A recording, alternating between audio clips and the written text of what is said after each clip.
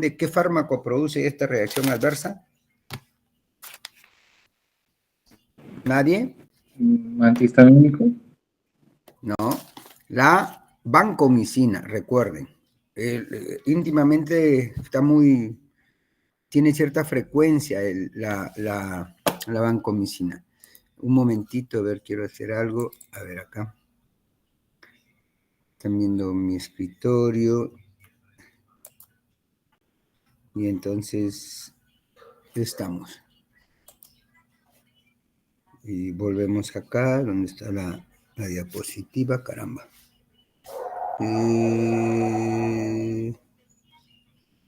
Acá, ¿no?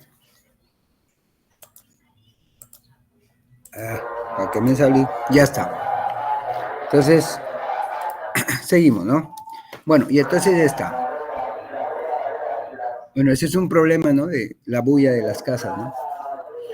Pero vamos a seguir. Entonces, cuando hablamos de biodisponibilidad, bien, que vamos a pasar acá un momentito, lo que es la biodisponibilidad y la bioequivalencia. Bien, recuerden que cuando un paciente toma 500 miligramos de amoxicilina, por decir, de esos 500 miligramos al torrente circulatorio no llegan 500, pueden llegar 400 miligramos, 300 miligramos, etc. ¿Ok? Por diferentes razones. Y entonces, y ojo, que estos estudios o estos datos, recuerden bien, los tenemos de la información principalmente de la casa matriz, el laboratorio que formuló y sacó por primera vez los fármacos, un fármaco determinado, un fármaco innovador. Después de eso, también hay información por los estudios que se hacen, ¿no? Las investigaciones que se hacen, los ensayos clínicos, bien, y entonces se amplía esta información, bien, pero lamentablemente ustedes saben que los medicamentos, al menos en nuestro país y en muchos países donde hay sistemas de salud, el Estado, en el Perú, MINSA, bien, y la Seguridad Social de Salud, proveen de medicamentos. Y como establece la OMS, los medicamentos deben ser eficaces, deben ser seguros y de bajo costo. Por lo tanto, cuando hablamos de bajo costo, el Estado pues compra medicamentos genéricos. Y estos medicamentos genéricos, bien, normalmente, mayormente, no tienen estudios de biodisponibilidad, de bioequivalencia, y la equivalencia, como vamos a ver de aquí en una diapositiva, la importante es la equivalencia, ¿no es cierto?, la equivalencia terapéutica. ¿Qué quiere decir? Que un fármaco, bien, sea tan eficaz como el original, bien, en la eficacia, en el efecto clínico, en el efecto que le produzca al paciente. Y precisamos esto porque ustedes saben que los organismos reguladores en los países, en este caso la DIGEMIT en nuestro país, se exige a los laboratorios algunas pruebas que son pruebas de disolución, pruebas in vitro, pero exactamente la bioequivalencia, ¿ok? Para poder garantizar bioequivalencia de un medicamento en relación al original o a otro, tiene que ser con estudios clínicos. Y eso hace que, es cierto, pueda encarecer los medicamentos. El problema es de que cuando no se hacen esos estudios clínicos, aunque en el papel, por las buenas prácticas de laboratorio, las buenas prácticas de manufactura, se garantice teóricamente la calidad del producto y la eficacia, muchas veces no pasa. No pasa eso. Teóricamente se han seguido las buenas prácticas de manufactura, etcétera, etcétera, pero vemos que el efecto en el paciente no es el mismo. Y eso lo viven los pacientes que van a MINSA, a eSalud, pacientes que reportan al colega médico o inclusive al farmacéutico de que están tomando el medicamento y tienen problemas, siguen con la patología. No hay una respuesta terapéutica plausible, ¿ok? Y entonces esa figura se da. Bueno, entonces de ahí el que tengamos que tocar esto, ¿no es cierto?, de la biodisponibilidad, la bioequivalencia. Y como vemos aquí, ¿no es cierto?, estamos leyendo, a ver, Cristian, para saber que estás ahí, ¿qué es lo que dice la diapositiva? El sistema de clasificación biofarmacéutica. Hay 4 niveles, ¿no? Ok, bien, sí, entonces el sistema de clasificación biofarmacéutica. Existen entidades, o en este caso, por ejemplo, ¿no?, estos dos autores que vemos aquí, estos dos investigadores, bien, vemos aquí, dice, ¿no? Fue propuesto por el profesor Gordon Amidon y colaboradores. Y entonces, este sistema se estableció, bien, para clasificar los medicamentos por dos parámetros principalmente que vamos a ver de aquí, y eso generó también un término que lo vamos a ver de aquí, ¿ok?, que es la bioexcepción. ¿Qué quiere decir eso, no? Que un laboratorio farmacéutico que produce determinados medicamentos, no los innovadores, porque ellos hacen todos los estudios desde la fase preclínica, como sabemos, sino los laboratorios, bien, que llamamos en algún momento los multifuentes, o sea, otros laboratorios que simplemente, entre comillas, copian, bien, la información hasta cierto límite que produce o que hay de un laboratorio innovador o de una entidad regulatoria o estudios clínicos, y entonces para producir un medicamento y que tenga la misma eficacia que un original.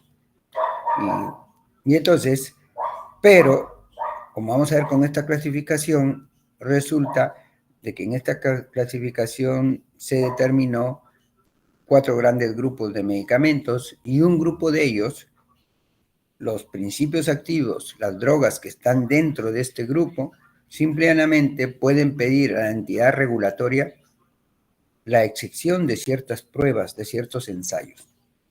Lo que, a mi experiencia, esa bioexcepción hace de que de repente no se garantice, posiblemente no se garantice la eficacia de los medicamentos. Y entonces eso es algo que se da, ¿bien? Que se da. Y entonces, como dice aquí, ¿no?, el sistema de clasificación biofarmacéutico se aplica a formulaciones sólidas orales de liberación inmediata, indiscutiblemente. De liberación inmediata. Acuerden que nosotros, como farmacéuticos, conocemos mejor esto, ¿ok? Y hay formas farmacéuticas de liberación, ¿no sé, retardada. Y entonces, esas formas farmacéuticas no entran aquí, ¿bien? Pero sí, ¿no es cierto?, las formulaciones de liberación inmediata, los comprimidos, los simples comprimidos, ¿ok? Y entonces, ¿qué es la forma farmacéutica más usada, ¿ok?, en los sistemas de salud? Bien, ustedes saben, en MINSA o salud, la forma farmacéutica que se le da al paciente en los diferentes medicamentos son tabletas o comprimidos. No se da MINSA o salud, y creo que en otros países tampoco, no se da, por ejemplo, como ustedes sabrán, un medicamento bajo la forma del sistema OROS o de otras formas similares. Primero, que son formas que garantizan, ¿bien?, una mejor concentración plasmática, una mejor eficacia, posiblemente menos reacciones adversas, etc. Pero, lamentablemente, en términos de costo, son mucho más caras. Mientras que un comprimido de tableta, ustedes saben, en MINSA, un blister de 10 tabletas nos puede costar un sol. Una tableta bajo el sistema OROS tranquilamente, ¿no es cierto?, nos puede costar en una oficina farmacéutica privada 10 soles, 15 soles o más. Más aún, en el país, a la fecha, aquí en el Perú, no recuerdo ahorita, de que haya un solo laboratorio que esté produciendo medicamentos bajo el sistema OROS. En décadas anteriores tuvimos algunos productos bajo ese sistema, pero ahora no. Bueno, entonces vamos a avanzar. ¿Bien? Y entonces, como dice aquí, las formas sólidas orales constituyen una forma más utilizada, como todos lo sabemos, ¿no? Entonces ya está. Y aquí son dos propiedades importantes que tomen en cuenta este sistema de clasificación. Cabe mencionar que hay algunas modificaciones en algunos países, pero esto es lo que nos rige, no sé si decir lamentablemente a nosotros como un país por el nivel de desarrollo que tenemos y sometido a las directivas que dé la Organización Mundial de la Salud. Y entonces tenemos que aceptar eso, ¿no? Bueno, entonces estas dos propiedades, la solubilidad y la permeabilidad. Bien, y entonces aquí, a ver, ¿está el otro delegado, Gerson? ¿Se encuentra? Profesor, ¿no tuvieron clase ayer con ellos? Con Tox. No, no llegamos a tener. Creo que no, pásale el link porque no lo tiene. ¿Perdón? No tiene el link, creo, de la clase. Yo ya le he enviado a su WhatsApp. Bien. Inclusive aquí en el WhatsApp, él me preguntó el día de ayer temprano, bien, me dice, buenos días, profesor, la clase de recuperación será el día domingo en la mañana, ¿cierto? Y yo le contesté, bien, correcto, de 8 a 10 de la mañana. Así que si ellos por error u omisión ya no están, pues ¿qué podemos hacer, no? Más no podemos hacer. Bueno, entonces, Cristian, tú designa un número, cualquiera, o algún voluntario, por favor, por eso es que no nos gusta, y personalmente a mí las clases virtuales no me gustan porque no podemos interactuar. Alguien de ustedes, ¿sí? Un momentito, a ver, déjenme ver acá. Voy acá un ratito.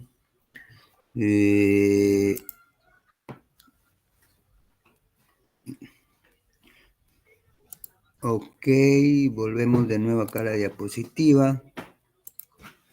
Ok, o tú, Cristian, si no hay algún voluntario, entonces tú vas a ser el voluntario que voy a estar incomodando. Lee, por favor, la diapositiva. Ok, cuando se combina con la disolución del producto medicamentoso, el sistema... el sistema de clasificación biofarmacéutica. O simplemente, si no te acuerdas, leen las siglas, ¿ok? ¿Estamos? Toma en cuenta tres factores principales que gobiernan la velocidad y el alcance de la absorción del fármaco, a partir del F-Sol: disolución, solubilidad y permeabilidad intestinal. Ok, Cristian, te agradezco. Entonces, miren esto. Y como ven ustedes aquí, dice acá, ¿no? Se combina la disolución, ¿no? Y se toman tres factores: disolución, solubilidad. Y esos dos propiedades, ¿a quién se las atribuimos, Cristian? ¿Al fármaco?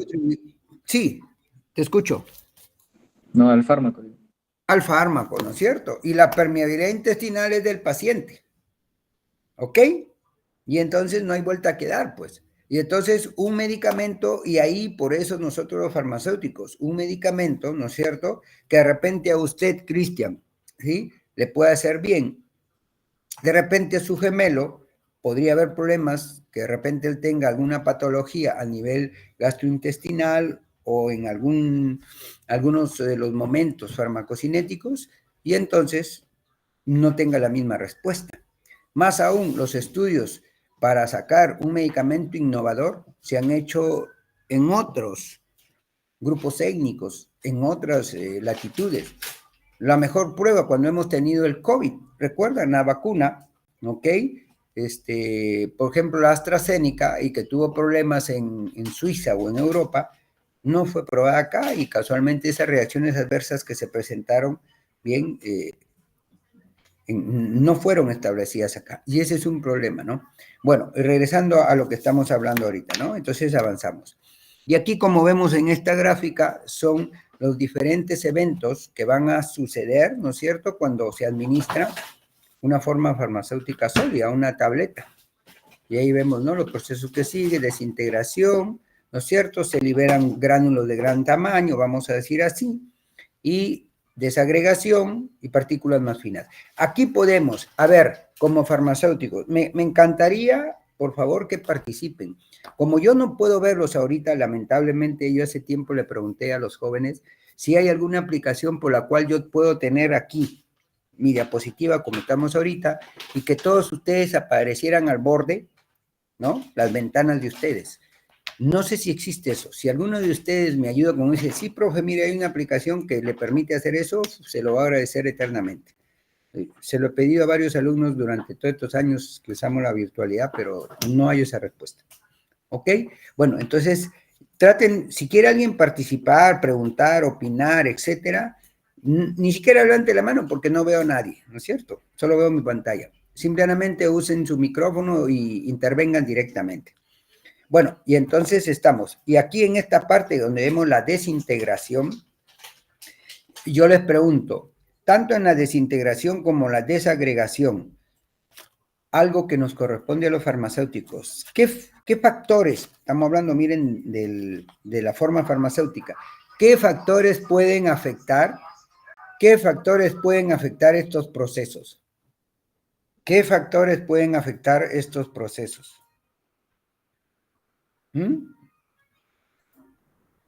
Y eso el colega médico no lo domina, lo dominamos nosotros. Y entonces el primer recipiente que nos va a afectar esto, ¿no es cierto?, va a ser ¿qué cosa? El aglutinante. Y si un laboratorio farmacéutico, en relación al original, usa otro aglutinante, o puede usar el mismo tipo de aglutinante, pero en diferentes concentraciones, por la legislación no le va a permitir, no permite que usted haga una copia fiel, ¿no es cierto?, de un medicamento original o de un medicamento de otro laboratorio. Usted tiene que hacer un medicamento, si usted va a producir y va a vender con otro nombre un medicamento que tiene las propiedades similares a las de otros laboratorios, pero la formulación no puede ser idéntica. Se lo va a rechazar la entidad regulatoria, porque eso es una copia, eso es un delito. ¿Ok? Entonces, simplemente, ¿ok? ¿Qué es lo que va a pasar? Hay que variar. En este caso, el excipiente aglutinante, ¿no?, más los otros, y todo eso va a afectar. Inclusive, y aquí que vemos diferentes colores, el hecho de que una tableta de un laboratorio tenga un color y otro tenga otro color, ese colorante puede generar una reacción adversa, ¿correcto?, en determinados pacientes, y el otro colorante no. Entonces, todas esas particularidades, ¿ok?, le competen, ¿no es cierto?, a la parte farmacotécnica, al farmacéutico, no al colega médico ni al paciente. Eso va a depender ahí. Que el paciente sea más sensible o menos sensible a un excipiente, bueno. Y entonces ya está. Finalmente se desintegra esta forma farmacéutica sólida, ¿ok? Y vamos a tener estas partículas finas que ya, muy pequeñas, que ya entran a un proceso, ¿no es cierto?, se forma una solución relativamente bastante homogénea a nivel gastrointestinal y viene el proceso de absorción. Y entonces, si todos estos procesos de desintegración, desagregación, etcétera, para que se solubilice, entonces indiscutiblemente va a afectar el proceso que sigue, la absorción. Y esto, cuando ustedes leen libros de farmacocinética, inclusive de farmacología, muchas veces cuando se habla de farmacocinética se parte del acrónimo ADME, absorción, distribución, etcétera. Pero para nosotros los farmacéuticos, parte de L, es LATME. ¿Por qué? Porque este proceso de liberación del principio activo es determinante. ¿Ok? Muy bien. Entonces aquí tenemos. Y como vemos aquí, dice la forma de solidificación sólida, con todo esto que ya hemos visto, se solubiliza y va a haber el proceso de absorción. Bien, más adelante tengo yo unas diapositivas porque ustedes saben que el tiempo nos gana. Lamentablemente, ojalá que en el nuevo plan curricular, otra vez farmacología, al menos tenga las horas, ese crédito que nos han quitado en el plan 2018 y tengamos más tiempo para poder hacer mayores horas de farmacología. Bueno, y entonces aquí tenemos, ¿no? Y el fármaco, ¿correcto? Se va a absorber. Le decía esto porque tengo unas diapositivas donde veremos un poquito con mayor precisión esto. Y entonces ya está. Y aquí tenemos, ¿no? Lo que dice acá en esta diapositiva, el sistema de clasificación biofarmacéutica permite establecer los requerimientos que deben satisfacer las formas sólidas, ¿no? Para garantizar eficacia y seguridad. Eficacia, ya saben, es con el efecto deseado. Seguridad es para garantizar que no se presenten, ¿no? Reacciones adversas, toxicidad, etcétera. O sea, que la droga sea segura. Pero ustedes saben de que hay eventos que no se puede garantizar que no se presenten. Yo pregunto, cuando hablamos de la seguridad en términos de reacciones adversas, seguridad de qué tipo de reacciones adversas estamos hablando? De A, B, C, D, E, F. ¿Quién me contesta rápido? Tipo A. Tipo A, correcto, ¿no es cierto? Tipo A, porque son las que van de la mano con la dosis y la concentración de un fármaco. Si un fármaco, vamos a pensar, para hipertensión, un fármaco antihipertensivo, bien, tiene una cinética determinada, la disolución y la absorción sigue cierta curva, y por alguna razón, está esa liberación o esa absorción es alterada, si es más lenta, va a haber problema de eficacia. Ese cuadro hipertensivo no va a bajar. O por el contrario, si hubiera una liberación, ok, más rápida, muchísimo más rápida, y por ende su concentración pico lo alcanza rápidamente, podría dar lugar casualmente a una reacción adversa, un cuadro de hipotensión severa, y eso ustedes saben que va de la mano con una taquicardia, una arritmia, etc. Entonces, estamos. Dice, para garantizar eficacia y seguridad sobre la base de las propiedades físico-químicas de los fármacos y la fisiología del tracto gastrointestinal. Y entonces, las propiedades físico-químicas, ¿no? Y eso nos compete, pues, directamente al farmacéutico. Ahí el colega médico un poco no le compete, ¿no? ¿Ok? No es su campo. Él se va por el lado clínico, principalmente. Y aquí vemos, ¿no? Y como vemos aquí, ¿no es cierto? El proceso de disolución, ¿ok? Que dice, mediante el cual una sustancia sólida entra en un solvente para dar como resultado una solución, o simplemente es el proceso en el cual una sustancia sólida se disuelve. ¿Ok? Y aquí, como veremos en una diapositiva más adelante, en esta etapa, o en este proceso, correcto, van a haber factores farmacotécnicos que guardan relación con las propiedades físico-químicas de la droga que pueden afectar esto. Y aquí tenemos, ¿no? Entonces decíamos, ¿no? Que los laboratorios, bien, cuando producen un medicamento, hay pruebas que las tienen que hacer y el ente regulador tiene que comprobar, ¿no es cierto?, para garantizar que ese medicamento, lo que en teoría dice, lo que su inserto dice, lo que su dossier dice, entonces se cumple, para garantizar lo que decíamos hace un momento, eficacia y seguridad. Y entonces, como dice aquí, ¿no? Prueba de disolución. Es una prueba fisicoquímica utilizada para evaluar la calidad de un producto farmacéutico. Se usa para evaluar el control de calidad de los diferentes lotes de producción. Las especificaciones de disolución permiten la liberación de nuevos lotes dentro del mercado de venta. Entonces, estas pruebas in vitro, ok, que inicialmente le competen al laboratorio, el ente regulador lo tiene que verificar. Lamentablemente, aunque no es una forma sólida, lo que pasó, ¿no es cierto?, con lo del caso del suero fisiológico, donde lamentablemente el control de calidad falló. Y la responsabilidad, tenemos que ser claros y honestos, esa responsabilidad no le compete al personal técnico. A quien le compete esto, bien, el que responde es el farmacéutico responsable. Es una pena decirlo porque es un colega, ¿no? Pero esa es la verdad. Entonces aquí tenemos, ¿no? Dice acá, los estudios in vitro para establecer equivalencia terapéutica, bien, permiten establecer la bioexcepción. Bien, y aquí vemos, ¿no? Todo el proceso de desintegración, disolución, bien, y finalmente acá la absorción. Acá tenemos toda la etapa de liberación y acá ya el proceso de absorción. Bien, dice, los estudios in vitro para establecer equivalencia terapéutica, bien, permiten establecer bioexcepciones. Aquí, ¿qué nos dice? No requieren someterse a pruebas de disolución o bioequivalencia, soluciones, bien, acuosas para uso parenteral. Es tácito, pues, ¿no?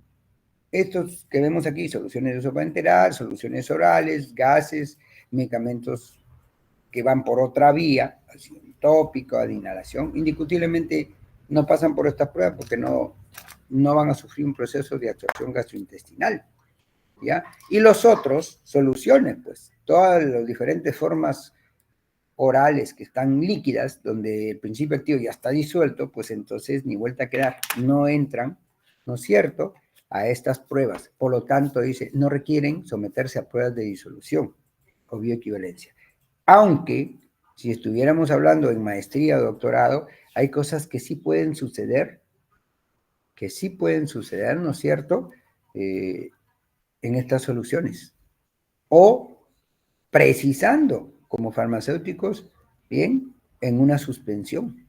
Porque hay medicamentos que son suspensiones, que es diferente a una solución.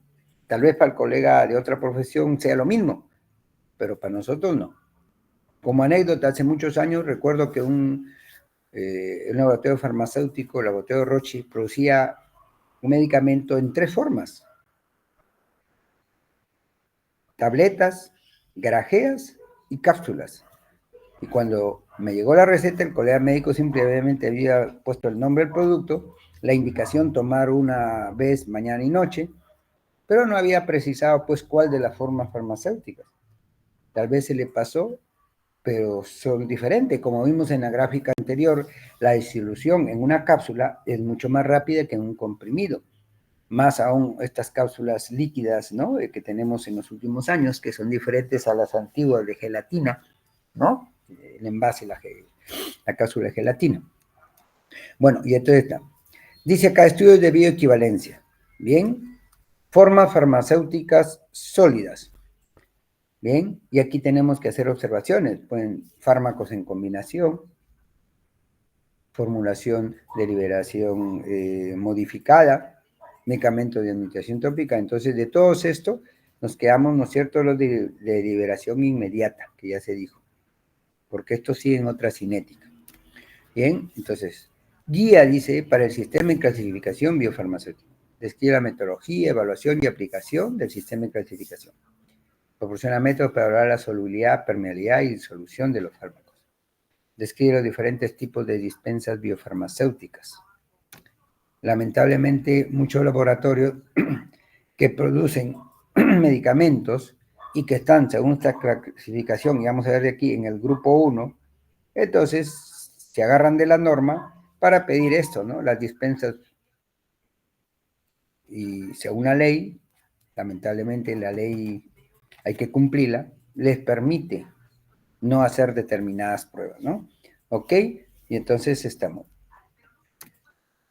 Y aquí, en este sistema de clasificación biofarmacéutica, como vemos aquí, tenemos 4 grandes grupos.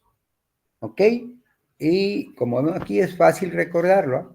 Miren, los 2 parámetros, solubilidad, permeabilidad.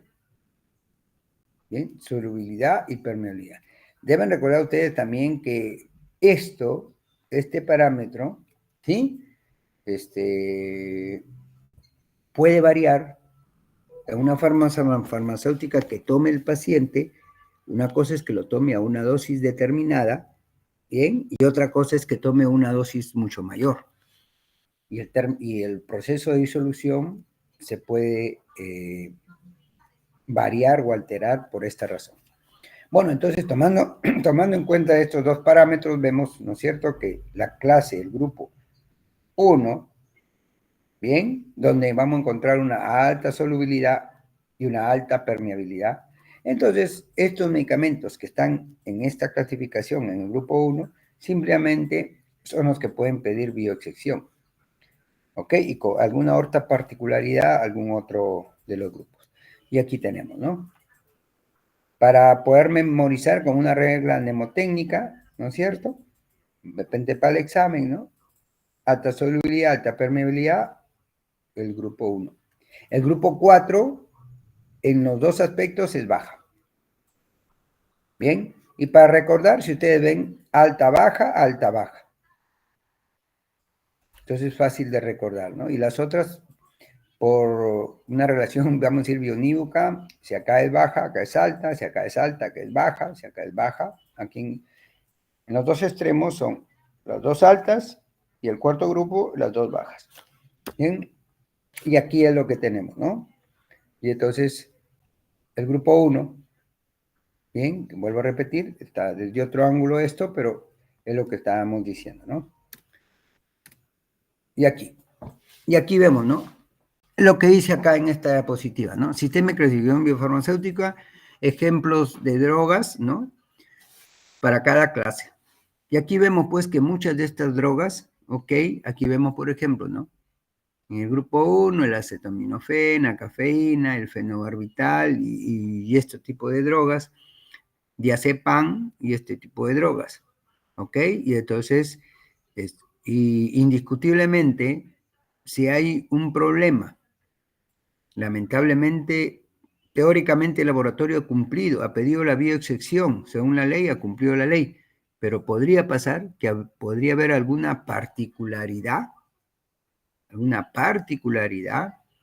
bien, en un lote determinado y puede dar lugar a una situación un poco hasta peligrosa. Comentábamos el caso de hace más o menos ya 3 semanas, de estos jóvenes que fueron vulgarmente, como se dice, pepeados, 4 jóvenes, si no me equivoco, uno de ellos murió. Fue por una sobredosis, fue a sobredosis del fármaco, o mucho alcohol que había ingerido, o imagínense que de repente en la formulación hubo problemas con uno de estos, tabletas, bien, y de repente puede haber sido la causa. A establecer un poco difícil, bien. Y entonces ya, entonces aquí tenemos los diferentes fármacos y en la clasificación, ok, que acabamos de ver, ¿no? Ok, bien. Y entonces ya está. Ya, Cristian, te toca a ti, o si tú sabes quién más de tu compañero está, lo asignas para que lea. Por favor, adelante. No, yo lo leo. Dale, dale. Cuando la disolución in vivo de una fosli es rápida en relación con el vaciamiento gástrico y el fármaco tiene una alta permeabilidad, es poco probable que la velocidad y el alcance de la absorción del fármaco dependan de la disolución y o el tiempo de tránsito gastrointestinal del fármaco. Entonces, ¿no es cierto? Como dice acá, ¿no? Cuando la disolución in vivo de una fosli es rápida en relación con el vaciamiento gástrico, entonces, y tiene alta permeabilidad, pues indiscutiblemente, ¿no? Si rápido se disuelve y rápido se absorbe, entonces, por eso dice acá, ¿no? Es poco probable que la velocidad de alcance de la absorción del fármaco dependan de la disolución en tiempo de tránsito. Si rápido, ¿no es cierto?, se disolvió y se absorció, lo que venga después, indiscutiblemente, muy poco le puede afectar. Y aquí vamos. Bajo tales circunstancias, la clase 1, el grupo 1 que ya vimos, alta solubilidad y alta permeabilidad, no requiere estudios in vivo de biodisponibilidad y bioequivalencia. No requiere estudios in vivo. Pero acuérdense de algo que hemos dicho, la bioequivalencia, como veremos en una diapositiva, la bioequivalencia que nos interesa es la bioequivalencia terapéutica. O sea que al final, no lo que dice el estudio in vitro, no lo que dicen los estudios de disolución que el laboratorio tiene, ¿no? Hay estudios, ¿no? Hay equipos, hay métodos, ¿ok? Que establecen eso y el laboratorio hace y dice, sí, sí cumple. Pero, finalmente, lo que nos va a decir si ese medicamento, ¿no es cierto?, vale o no vale, desde el punto de vista clínico terapéutico, son las respuestas en el paciente. Bien, y eso es la equivalencia terapéutica. Y los estudios in vitro, ¿no es cierto?, no nos garantizan esto. Entonces, lamentablemente, dice, La clase 1 no requiere estudios in vivo, según la norma, y este sistema de clasificación, bueno, se avala eso un laboratorio, ¿no? Y aquí tenemos, ¿no? Dice, utilidad de las bioextinciones para los medicamentos de clase 1. Bien, los estudios de disolución es suficiente. Los estudios de disolución, dice, ¿no es cierto?, este sistema de clasificación, es suficiente para demostrar bioequivalencia. Es suficiente, dice. Ok, pero ya sabemos como farmacéuticos que eso exactamente no es así. Evita estudios en seres humanos, rebaja el costo de los estudios porque no se requieren estudios in vivo. Bueno, sí, ese es el lado, es el lado positivo, ¿no? Que va a abaratar costos, ¿no? Y según la norma, pues, de la OMS, que los medicamentos tienen que ser bien eficaces, seguros y de bajo costo, entonces lo va a cumplir. Pero los resultados, la evidencia, vemos, ¿no es cierto?, con los pacientes que reciben estos medicamentos, que muchas veces la eficacia esperada no se cumple. Y aquí vemos, ¿no? Principios activos de la clase 1, bien, ok, y aquí vemos toda esta lista, ¿no? El ácido acetilsalicílico, como hemos comentado en clase, muy usado antes y después del COVID-19. En ese momento, durante el COVID, ¿no es cierto?, porque la importancia del ácido acetilsalicílico como antiagregante plaquetario indiscutiblemente ofrecía un beneficio adicional al paciente del COVID, ¿no?, para evitar, ¿no?, los cuadros de trombosis que eran letales, y que son letales, porque una trombosis es letal en cualquier tipo de paciente, pero más aún el paciente en ese momento que sufría de COVID. Y aquí vemos, por ejemplo, diferentes fármacos. Bien, imagínense ustedes, ¿ok? Que haya falla, ¿bien? Que haya falla en la desintegración y por ende en la absorción y por ende en la biodisponibilidad de alguno de estos medicamentos. Que falle, ¿ok? Entonces, imagínense, en el paciente que tiene problemas de agregación plaquetaria, falla esto y puede tener problemas de trombosis. Suponiendo, ¿no?, que las concentraciones problemáticas que deban estar en el rango terapéutico no se alcancen. Imagínense un paciente que usa carbonato de litio, un paciente bipolar, y producto de que no hay eficacia, haga su cuadro psicótico, etcétera, etcétera. ¿Ok? O esta paciente que usan estrógenos y haya problemas, ¿no?, de una persona que tome para evitar la gestación y de repente salga gestando. Entonces, y así podríamos analizar cualquier otro de estos. Imagínense, la digoxina, que es una droga de elección para la insuficiencia cardíaca. Falla esto y simplemente, y eso es letal. Y eso es letal.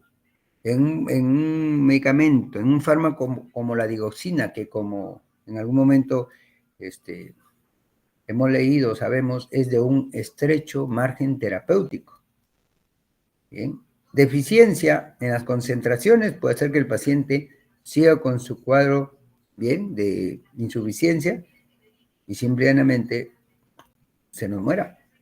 O de repente que tenga una liberación muy rápida y se alcancen niveles, bien, que ya generan toxicidad y al paciente se le estimula mucho el corazón y también se nos muere. Entonces la importancia, ¿no es cierto?, de estos aspectos que nos competen, ¿no es cierto?, como farmacéutico. Y esta lista, como dice acá abajo, ¿no es cierto?, bien, es un modelo de la lista modelo, bien, establecido por la Organización Mundial de la Salud. Bien. Y aquí seguimos viendo otros fármacos de estas listas, ¿no? Bien, y entonces estamos. Y aquí, ok, seguimos viendo aquí el valproato, una de las drogas bastante usadas para las epilepsias o para cuadros de este tipo, ok, o para otras patologías, acuérdense, ¿no? Ok, y el propranolol, ¿no es cierto? Han visto de repente el doctor Rojas les mencionó, ¿no? Para los problemas de hipertensión u otros problemas cardíacos, cardiovasculares. Bien, aquí tenemos, por ejemplo, la clindamicina, que es una droga que se usa bastante en el área obstétrica, ginecológica, para las infecciones, por ejemplo, en las damas que tienen algún tipo de infección vaginal por bacterias, bien, principalmente por Gardnerella, y entonces hay falla terapéutica, imagínense. Bien, y ni mencionar, por ejemplo, acá vemos el ácido budina, bien, o veíamos hace un momento acá, por ejemplo, la estabudina, o veíamos acá la lamivudina, fármacos, ¿no?, antivirales, que indiscutiblemente la cosa puede ser grave en el paciente si hay ineficacia. Bien, entonces, entrando acá a lo que es la biodisponibilidad, ¿no?, que esté establecida, bien, vamos a ir alternando. Ahora te toca a ti, Cristian. Ok. Biodisponibilidad. Es la medida de la cantidad de fármaco o principio activo contenido en una forma farmacéutica o producto medicamentoso que llega a la circulación sistémica y de la velocidad a la cual ocurre este proceso. Y entonces, como decíamos hace un momento, ¿no?, el paciente toma 500 miligramos, pero el torrente circulatorio no llega a 500 miligramos. ¿Ok? Llega mucho menos. En algunos casos llega a prácticamente el 50%. Esa es la expresión, ¿no es cierto? La FDA, a nivel de la Organización Mundial de la Salud, pero la FDA que nos precisa, ¿no? Mientras que acá dice la cantidad que llega a la circulación sistémica. La FDA que nos dice, ¿no? Velocidad y cantidad a la cual un fármaco o componente activo absorbido a partir de la forma de dosificación que lo contiene se hace disponible en su lugar de acción. Y aquí ya recuerdan lo del doctor Rojas. Ahí estamos hablando de su biofase, donde va a estar, ¿no es cierto?, su órgano diana, donde va a estar su receptor. Y entonces, normalmente, tomando en cuenta esta definición que dice, ¿no?, que llega a la circulación sistémica, entonces los ensayos o los estudios hasta aquí, simplemente, ¿qué toman como muestra? Una muestra de sangre. Y es lo que normalmente se hace. En cambio, con esta definición, imagínense, si es un medicamento que llega a un compartimento, a un lugar como el corazón, habríamos que dosar a ese nivel.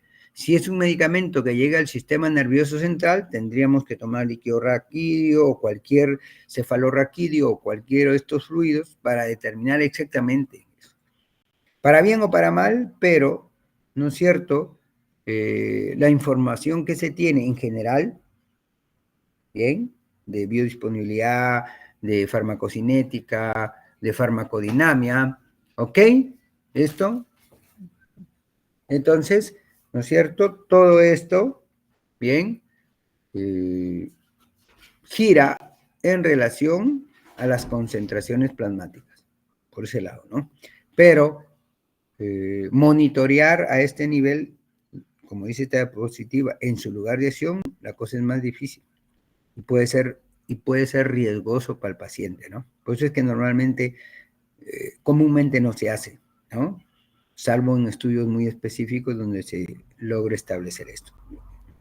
Yo les comenté que hubo un alumno mío, tesista, hace unos años, Gino se llama, que hizo un estudio donde él tomó muestras, ¿no?, un estudio preclínico, donde tomaban muestras de líquido cefalorraquídeo y hacían las determinaciones por HPLC. Bueno, dice, la biodisponibilidad se puede expresar en relación a la administración intravenosa. Acuérdense, eso ya lo sabemos, que la administración intravenosa, ya lo ha dicho el doctor Ernesto, el doctor Rojas, ¿no?, que se considera una biodisponibilidad del 100%, bien, del 100%, y dice, ¿no?, esa es la biodisponibilidad absoluta.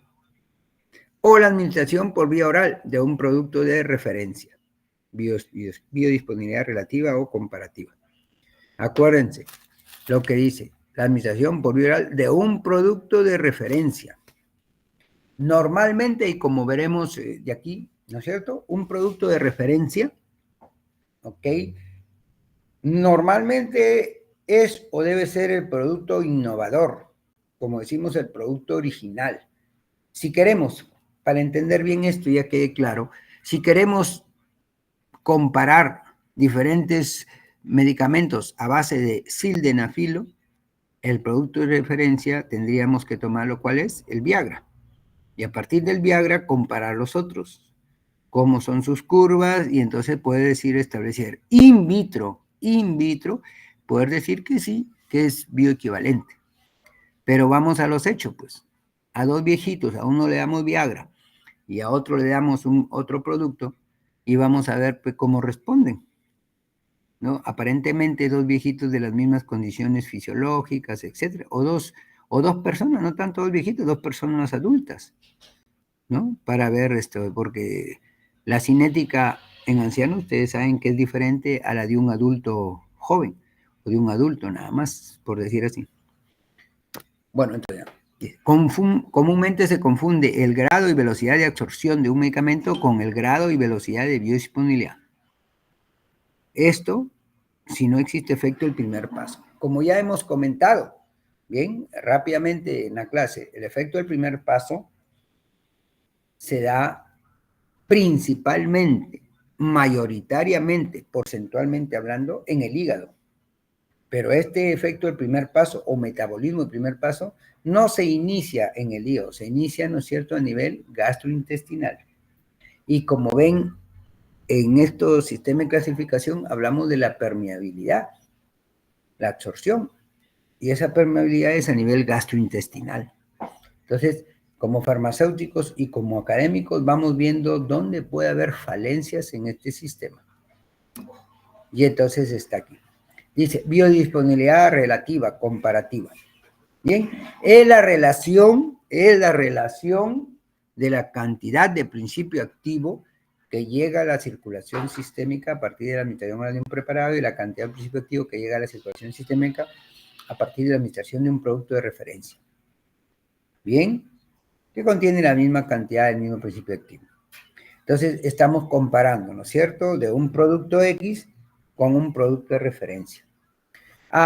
Pero resulta que a veces, como ahorita pasa en nuestro país, si miramos nuestro país allá por el año de 1990 y tantos, el 90 y tantos, cuando ingresó el presidente Fujimori, teníamos muchos laboratorios que en el país fabricaban y se producían sus medicamentos de calidad. Los laboratorios farmacéuticos eran reconocidos en Sudamérica como que teníamos un nivel muy bueno. Lamentablemente, después de los cambios políticos que hubieron en esa época, muchos laboratorios transnacionales se retiraron, se fueron, producen sus medicamentos en países vecinos. ¿Y a qué viene esto? Pues, ¿no? Que empezaron a haber problemas porque, primero, que ya no tenemos, a la fecha mucho menos, bien, el producto innovador, original, que debe ser el producto de referencia. Entonces, ahí viene, ¿no? Que se estableció que podría usarse para esto. Un producto de referencia podría ser un producto que tenga ya evidencia, ¿no?, de su eficacia clínica. Esto es lo que es idea. O que se traiga el producto de referencia de un país vecino donde sí pueda haber. La bioequivalencia, ¿sí? Entonces, ¿qué es lo que nos establece aquí? ¿No es cierto? Relación entre dos productos farmacéuticos que son equivalentes farmacéuticos y muestran idéntica biodisponibilidad. Por lo cual, después de administrados en la misma dosis molar, son similares a tal grado que sus efectos, ojo, serían esencialmente los mismos. Deben ser, pero en la práctica vemos que a veces esto no se cumple.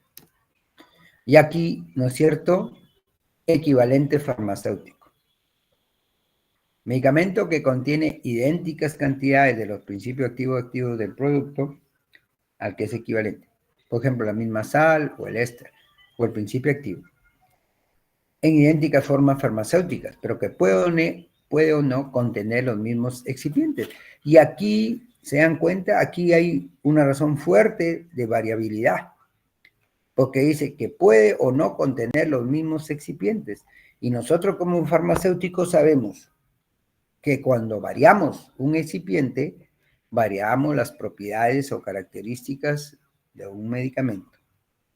Si variamos el aglutinante o la concentración del aglutinante o algún otro de los excipientes, indiscutiblemente eso altera las propiedades de esa forma farmacéutica, de ese medicamento. Dice, dos equivalentes farmacéuticos pueden mostrar diferentes biodisponibilidades. O sea, pueden ser, ¿no es cierto?, reunir estas mismas. La misma sal o éster, idéntica forma farmacéutica, por ende la misma dosis, ¿no es cierto? Pero por estas razones, entre otras, que dice acá de diferentes excipientes, pueden mostrar diferentes biodisponibilidades. Y ahí parte el problema, pues, si la biodisponibilidad es diferente, entonces ni vuelta a quedar, los efectos es muy probable que van a variar, tanto en eficacia como en seguridad. Muy bien. Alternativa farmacéutica dice, medicamentos que contienen la misma cantidad de la parte molecular activa, pero no necesariamente en la misma forma de dosificación o bajo la misma sal o éster. Y ustedes saben, por ejemplo, amoxicilina, que todos lo conocemos. Usted lee un medicamento y de repente le dice amoxicilina 500 miligramos bajo la forma de anhidra o trihidratada o triestro. Y sabemos de que eso altera o modifica su solubilidad, etcétera, etcétera. ¿Bien? Y entonces, esto es lo que nos interesa. Para que usted lo recuerde, Cristian, lea, por favor. Equivalentes terapéuticos. Un medicamento se considera terapéuticamente equivalente a otro si contiene el mismo fármaco o la parte molecular activa del mismo y presenta, desde un punto de vista clínico, la misma eficacia y seguridad que el medicamento tomado como referencia, cuya eficacia y seguridad se han establecido previamente. ¿Ok? ¿Se da cuenta? Eso es lo que nos interesa. La misma eficacia, bien, desde el punto de vista clínico, la misma eficacia y seguridad que el medicamento tomado como referencia. O sea, tiene que ser tan igual en el efecto. Que baje la presión arterial, ¿no es cierto?, con la misma rapidez y en la misma magnitud, muy similar que el medicamento de referencia. Y en términos de seguridad, que no hayan problemas de ciertos eventos adversos o reacciones adversas, no precisamente. ¿Ok? Y entonces, eso sí o sí. Cabe mencionar que existen medicamentos de diferentes laboratorios farmacéuticos, ¿ok?, que siguiendo las buenas prácticas de manufactura, etcétera, etcétera, demuestran, sin hacer estudios in vivo, demuestran, ¿no?, cuando se usan, ¿sí?, se comprueba de que tienen la misma eficacia clínica y la misma seguridad. O sea que son equivalentes terapéuticos. Bien, es muy probable que hayan utilizado principios activos y las técnicas en una forma muy similar que el laboratorio que produce un medicamento de referencia. Y entonces, para contemplar esto, bien, y poder establecer la equivalencia terapéutica, estas 4 características o factores que debemos tener en cuenta. Primero, por lógica, que sea el mismo principio activo. No podemos comparar, pues, para eliminar un microorganismo, para bajar la presión, no podemos comparar, pues, un labetalol con un propranolol, porque indiscutiblemente sabemos que el labetalol es un mejor antihipertensivo que el propranolol. Pues tiene que ser el mismo principio activo, ni vuelta a quedar, por lógica. Cantidades idénticas, pues tienen que ser, pues, 10 miligramos, 100 miligramos, ambos, ¿no? No pueden ser cantidades diferentes. Tercero, la misma forma de dosificación. La misma forma farmacéutica. No puede comparar, pues, usted un comprimido con una cápsula. ¿Ok? Bien, y finalmente la misma ruta de administración. Bien, la misma vía de administración. No puede usted pues comparar, no hacer un estudio de equivalencia con una tableta común y corriente, compararla con una tableta sublingual que tiene una cinética, una desintegración, etcétera, mucho más rápido. Bien, y aquí vemos, ¿no? Recomendaciones de la FDA para biodisponibilidad, para hacer, ¿no? Para evaluar la biodisponibilidad y bioequivalencia. Bien, algunas de estas situaciones, como dice acá, cuando la evaluación de la biodisponibilidad y bioequivalencia es fundamental, ¿no? Para una droga determinada. Entonces, hay que tomar en cuenta esto, ¿no? ¿Cuándo debemos hacer esto, no? Nuevas moléculas, nuevas fórmulas o ingredientes activos, ¿bien? Nuevas formas de dosificación, ¿bien? Diferentes regímenes de dosaje, ¿bien? Diferentes formas, si es sal o éster, una nueva indicación, si es para un no, y ahí vienen los estudios clínicos. Porque si se va a usar, ¿no es cierto?, un medicamento para una patología o para una indicación diferente a la original del producto de referencia, sí o sí eso lo tenemos que probar y eso se hace con estudios clínicos, no se hace pues in vitro. Bien, para la administración en poblaciones, en pacientes, ¿no?, especiales, pediatría o en gerontes. Bien, y así, ¿no? Como vemos, ¿no? Bien, para cambios en los procesos de manufactura. Bien, y entonces todo eso, y que normalmente pasa entre un laboratorio y otro, todo eso hay que tomar en cuenta, ¿no? Factores que influyen en la biodisponibilidad. Bien, vamos un poquito a zona 9, vamos un poquito a correr un poco con esto, bien, para poder tocar los otros puntos que están pendientes que debemos ver. Bueno, y entonces ya está. Y aquí vemos, ¿no? Factores que influyen en la biodisponibilidad relacionados con el principio activo, con la forma de dosificación, con el paciente. Y aquí, el principio activo, el tamaño de la partícula. Ustedes saben de que es diferente un micronizado, ¿no? Bien, a una partícula, ¿no es cierto?, más grande. Y eso hace 30 años atrás, por lo menos, recuerdo, cuando la mayoría de laboratorios producían medicamentos a base de grisofulvina, sus tabletas eran de 500 miligramos. Pero Sharing Corporation, me acuerdo en esa época, nuevos equipos, lograron el tamaño de la partícula mucho más pequeño. Y entonces ya no se necesitaba 500 miligramos en una tableta para lograr el mismo efecto. Solo ellos lo hacían, me acuerdo, que con 330 miligramos de grisofulvina. Los polimorfismos, que eso desde las prácticas de farmacotecnia lo sabemos, ¿ok?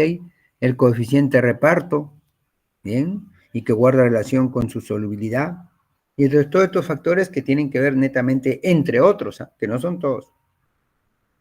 Tendríamos que hablar, ¿no es cierto?, entre otros, ¿no es cierto?, otros principios activos. Si fuera un curso netamente de biofarmacia, tendríamos que ampliar esto. La solubilidad, que va a depender si es una forma cristalina, polimorfa, etc.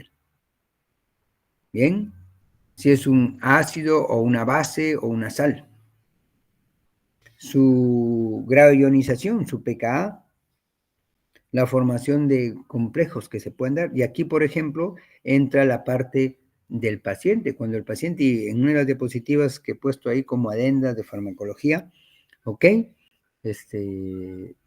Sucede porque el paciente muchas veces, diferentes pacientes toman diferentes bebidas, aunque uno a veces les indica la imprecisión de la indicación del médico y a veces del farmacéutico que dispensa.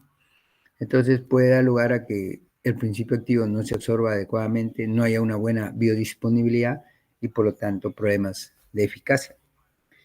Bien, tensioactivos que puedan intervenir. Factores relacionados a la forma de dosificación, problemas o factores de formulación o factores tecnológicos, ¿bien? Y entonces, sí, en las formas sólidas orales queremos, miren, diferentes situaciones que se van a presentar, ¿no? Y algo muy importante, la fuerza y velocidad de compresión.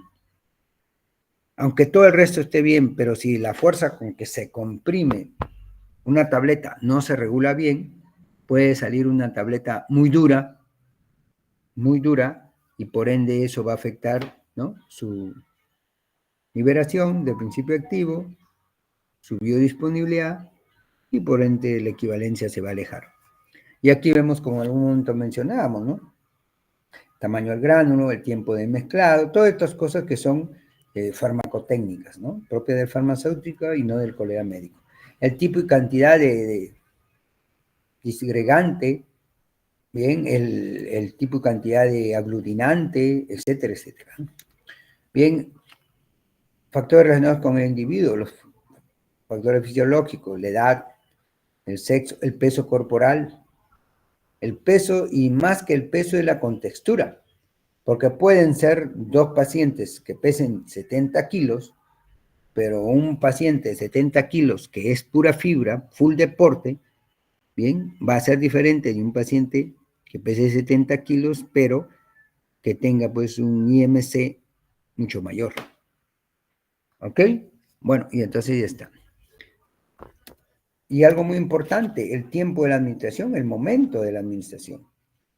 Para eso hay un seminario que se debe realizar, recuerdan, de cronofarmacología, que no es lo mismo hacer un estudio, hacer una prueba o que el paciente tome un medicamento en la mañana, a las 7 de la mañana, a las 11 del día o a las 6 de la tarde. Fisiológicamente hablando y según la cronobiología, son momentos diferentes y que van a afectar los resultados, la eficacia, etc. El vaciado gástrico, la motilidad intestinal y todos estos factores propios del paciente, ¿no es cierto?, y que puedan alterar esto. Bien, acá sí es un problema que puede tener o no el paciente, un problema a nivel hepatobiliar.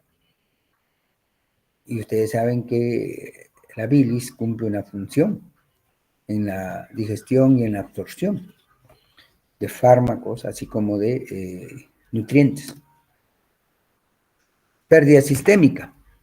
Uno, ¿no es cierto?, por problemas de absorción, y dos, por lo que ya hemos mencionado, el efecto del primer paso. Y que eso va a variar también, ¿no?, en nuestra población. Las costumbres nutricionales entre un paciente de la costa y un paciente de la sierra y uno de la selva, bien, son diferentes. Ustedes en fisiología les han mencionado que el paciente de la sierra tiene un megacolon, que tiene sus intestinos cierta variación con un paciente de la costa. Entonces, eso. La pérdida de absorción, de absorbabilidad, ¿no?, por las propiedades físico-químicas, el efecto del pH, del flujo sanguíneo. Una cosa es el pH del profesor Ramírez, que sufre gastritis, úlcera, de una hipersecreción gástrica, con la de otro paciente que de repente su acidez gástrica, bien, su acidez es menor, su pH gástrico es mucho mayor. La biotransformación en ciertos fluidos o por la microflora intestinal. Bien, entonces ya estamos. Propiedades físico-químicas, ¿ok?, que van a condicionar la velocidad como la magnitud de la absorción.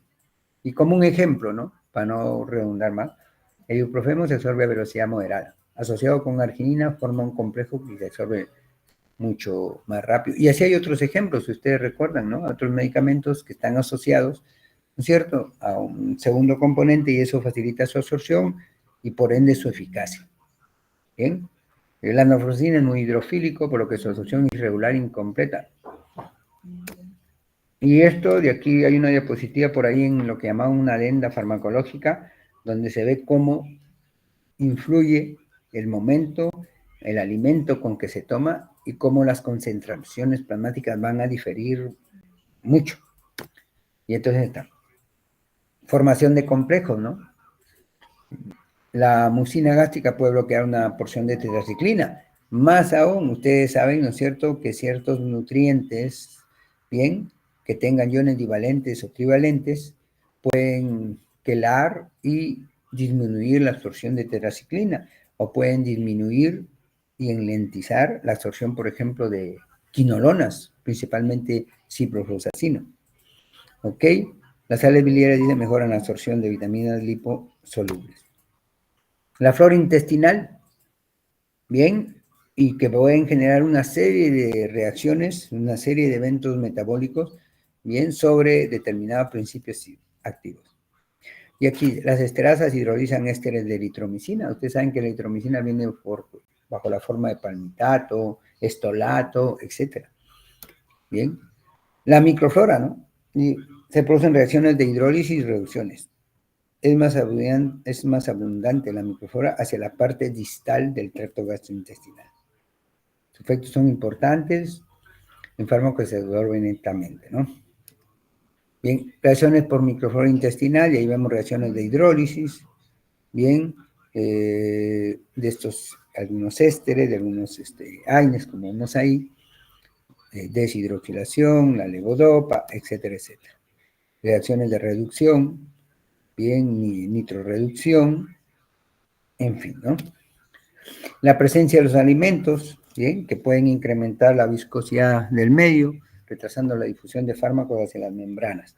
Y eso ya lo hemos mencionado, ¿no? Ciertos alimentos como la leche o bebidas propias de nuestro medio, como puede ser un emoliente con alfalfa, con linaza, y entonces todo esto puede alterar, ¿no?, la absorción.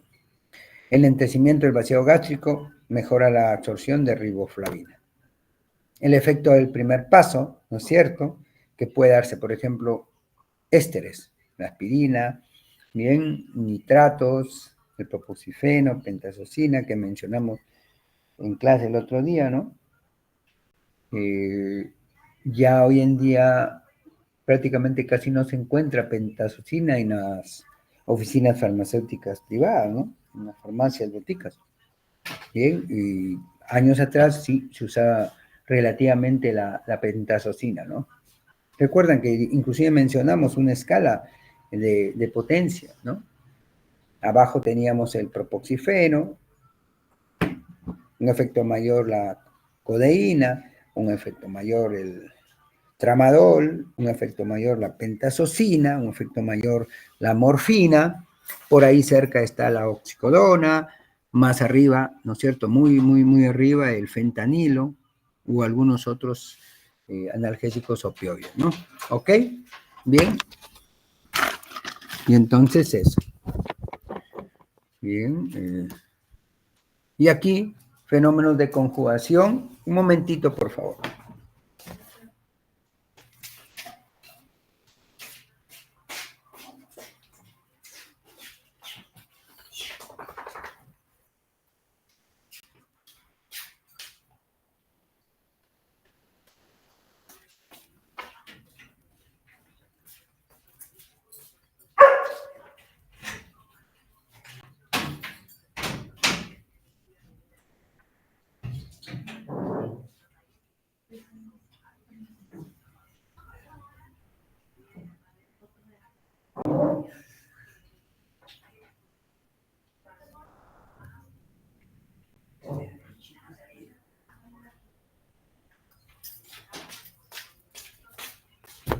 Ok, bueno, y aquí reacciones de conjugación con estos fármacos, tienen que leer, bueno, y entonces ya está.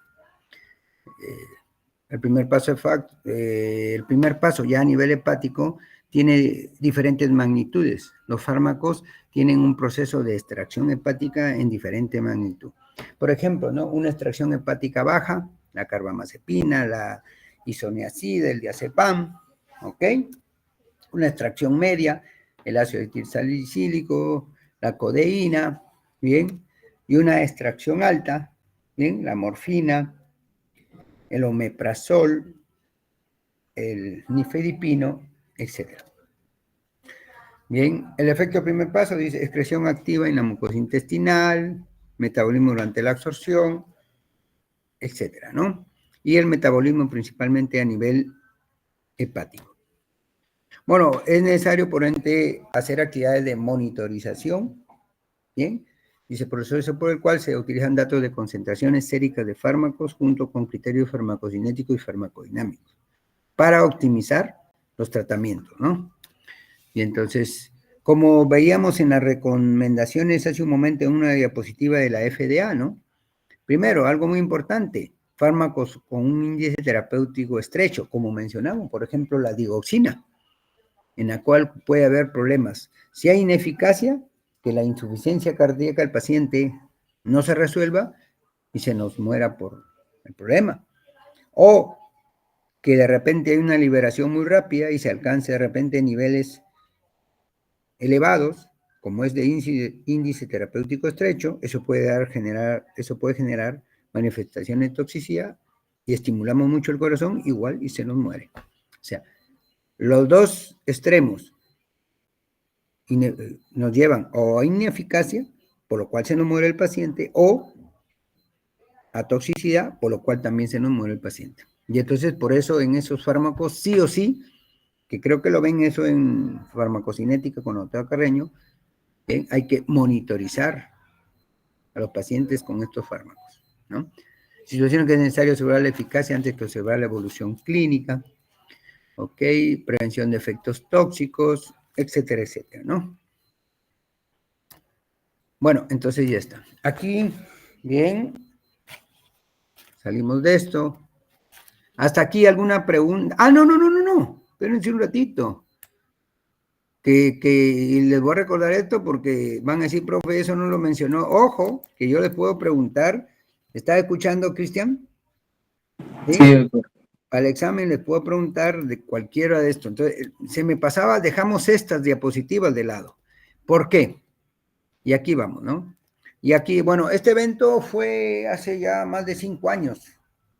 Me acuerdo que fue ahí en el Hotel Sheraton, lo organizó este evento de la Universidad Wiener, no fue San Marcos. Y aquí una invitada, una colega farmacéutica brasilera, ¿no? Nos daba esa conferencia, ¿no? Y ahí se mencionaban, por ejemplo, algunos datos que teníamos, ¿no? Bien.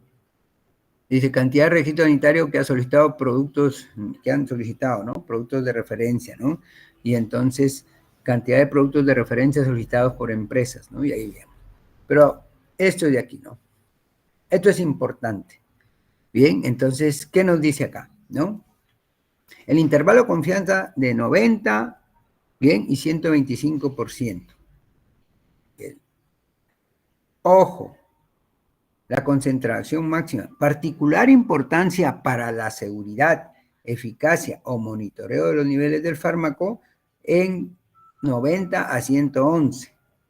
Y eso, más aún, ¿no es cierto? Bien, lo que dice acá. Si la ventana terapéutica de los ingredientes farmacológicos, farmacéuticos activos es estrecha, o sea, un medicamento de ventana terapéutica estrecha, ese intervalo de confianza, ¿bien?, de los estudios debe ser entre 90 y 111. Bien, a diferencia de otros fármacos en que ese intervalo puede ser entre 80 y 125%. Entonces, cuando el intervalo, bien, cuando la ventana terapéutica de una droga es estrecho, entonces, por lo tanto, la variabilidad, bien, de las áreas bajo la curva deben ser más estrechos, no 80, 125, sino de 90, 111. Y entonces eso.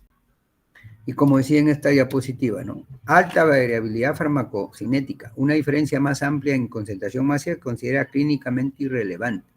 Se puede ampliar el rango de aceptación, inclusive en estos, ¿bien?, cuando hay fármacos que tienen mucha variabilidad.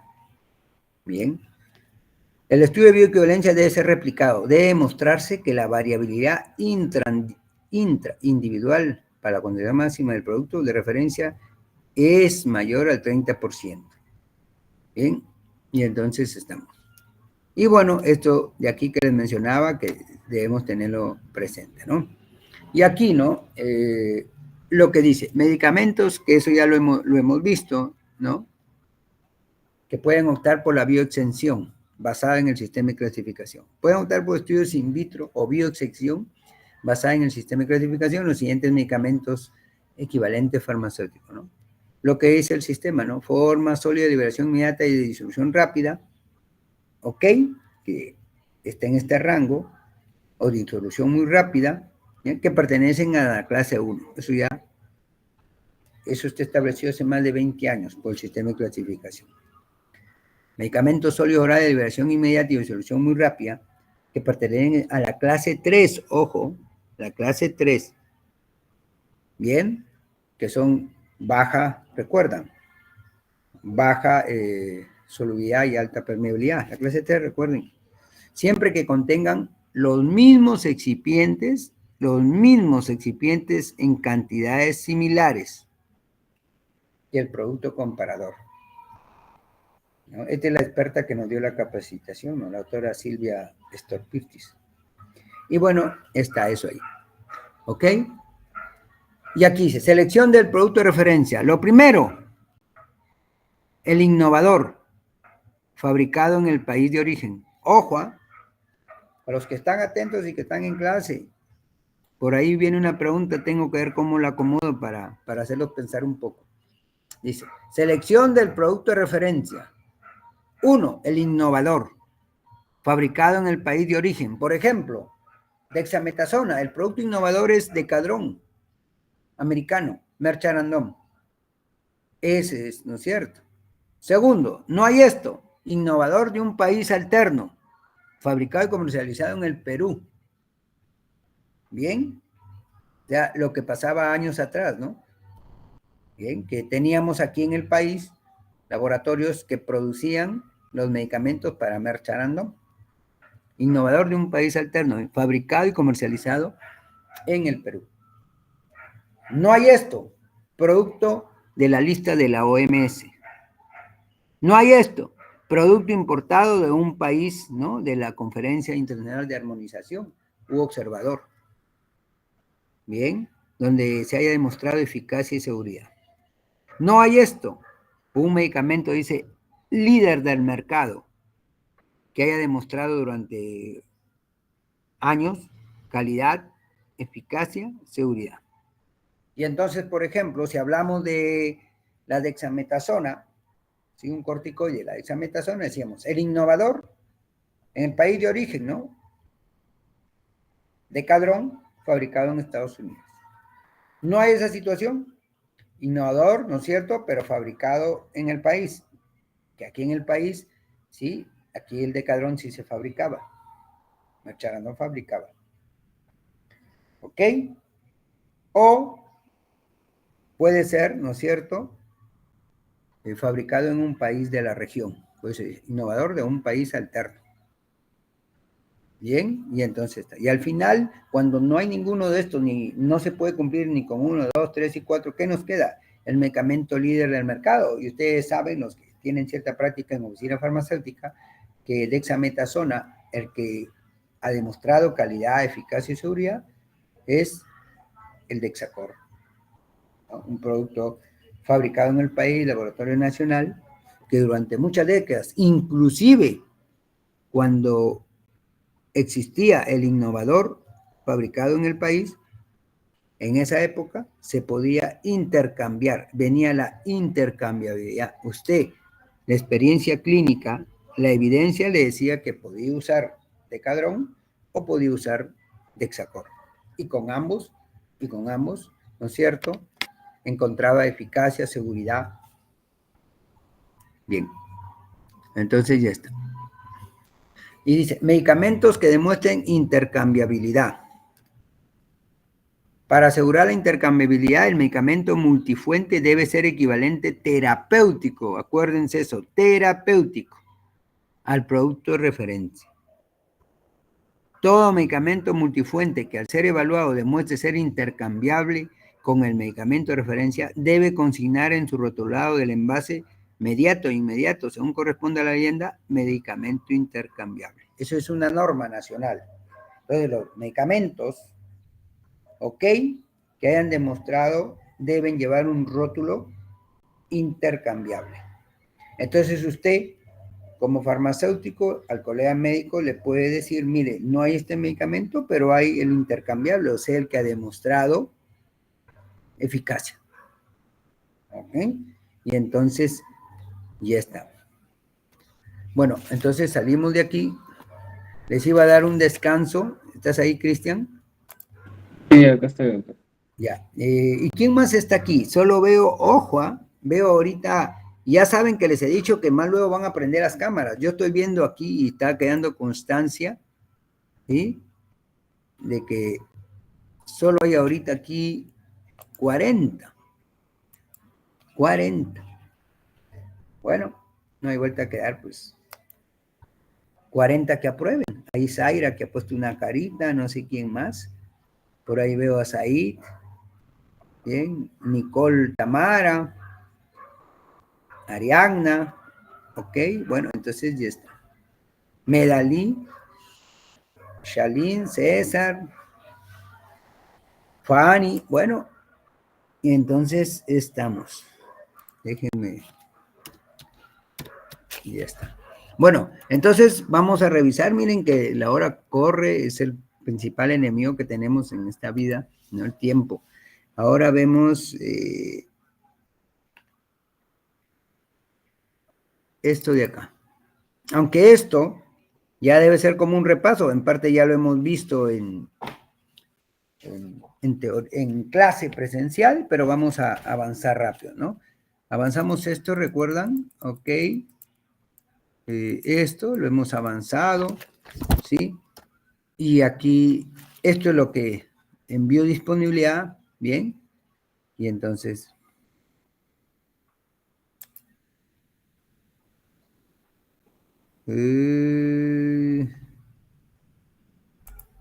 bueno, y entonces se está viendo... Sí, sí se ve. Sí se ve.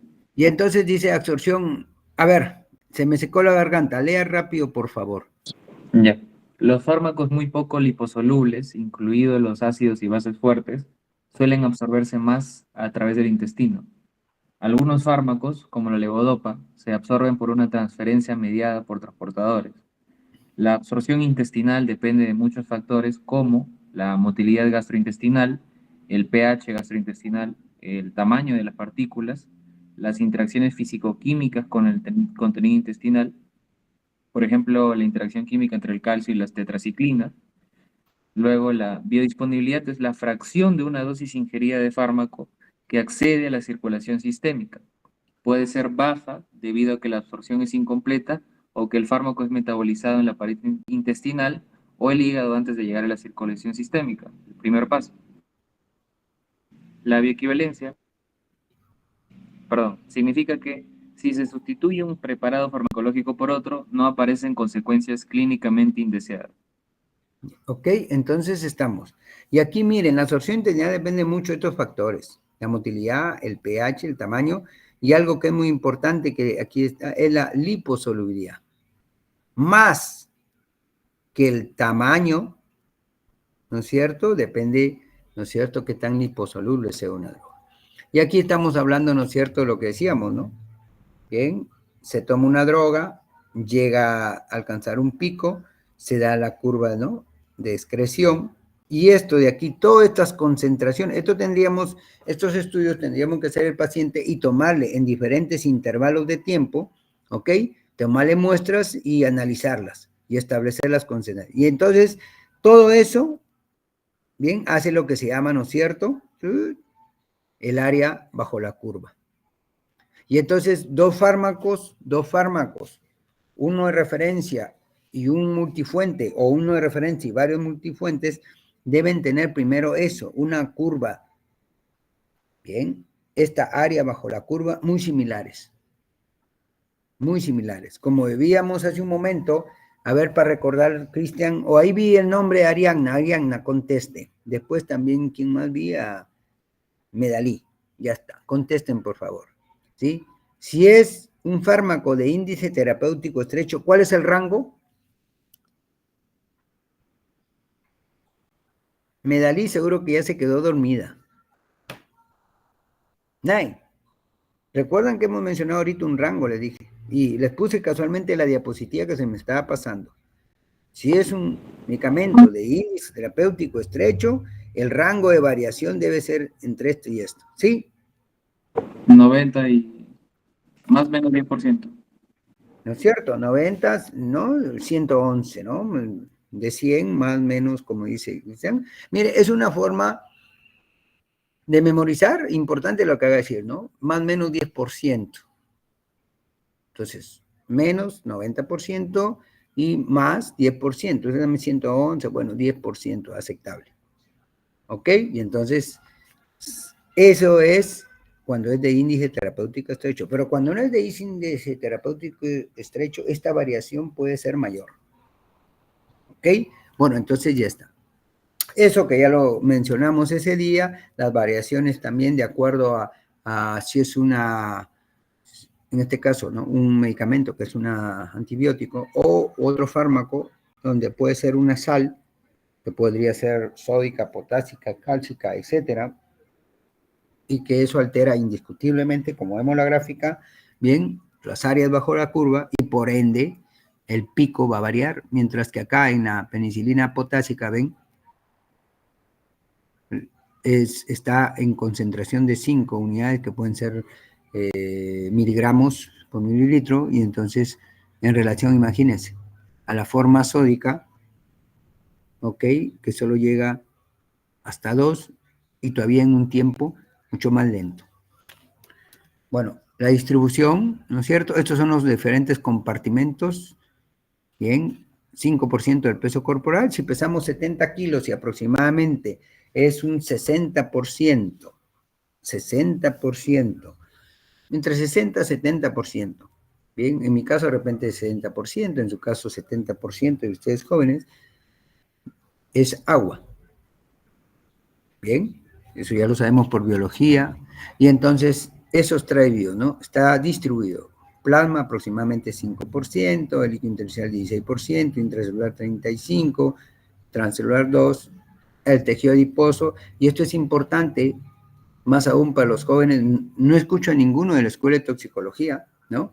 El tejido adiposo, donde se van a almacenar, a depositar fármacos que son muy liposolubles o liposolubles como benzoazepinas o los depresores en general del sistema nervioso central.